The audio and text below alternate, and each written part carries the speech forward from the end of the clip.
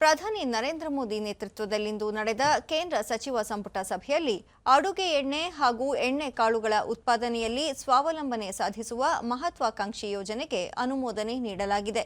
ಸಂಪುಟ ಸಭೆಯ ಬಳಿಕ ಸುದ್ದಿಗೋಷ್ಠಿಯಲ್ಲಿ ಸಚಿವ ಅಶ್ವಿನಿ ವೈಷ್ಣವ್ ಪ್ರಸಕ್ತ ಸಾಲಿನಿಂದ 2030-31ರವರೆಗೆ 7 ವರ್ಷಗಳಲ್ಲಿ ಎಣ್ಣೆ ಕಾಳುಗಳ ಉತ್ಪಾದನೆ ಮತ್ತು ಅಡುಗೆ ಎಣ್ಣೆ ತಯಾರಿಕೆಯಲ್ಲಿ ಆತ್ಮನಿರ್ಭರತೆ ಸಾಧಿಸುವ ಕಾರ್ಯಯೋಜನೆಗೆ ಅನುಮೋದನೆ ನೀಡಲಾಗಿದೆ.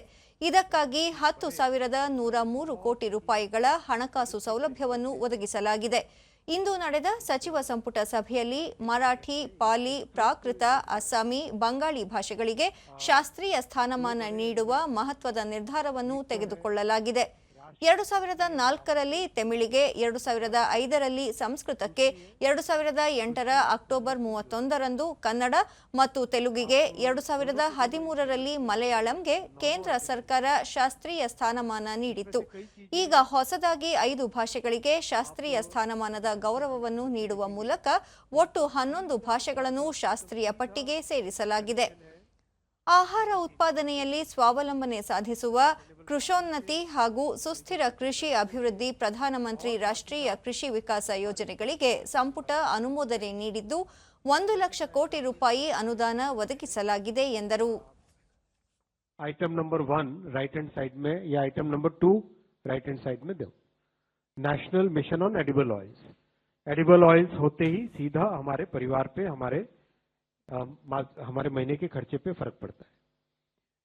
अगर हम देखें पर इधर लेफ्ट हैंड साइड में देखें पर ड्रॉप मोर क्रॉप, तो सीधा उससे किसानों की इनकम पे पॉजिटिव इम्पैक्ट होता है. तो इसको आप केयरफुली देखें. ये बहुत बड़ा विस्तृत, अगर हम देखें पर इधर लेफ्ट हैंड साइड में देखें पर ड्रॉप मोर क्रॉप, तो सीधा उससे किसानों की इनकम पे पॉजिटिव इम्पैक्ट होता है. तो इसको आप केयरफुली देखें. ये बहुत बड़ा विस्तृत कार्यक्रम है और इसके बहुत सारे सब कंपोनेंट्स हैं.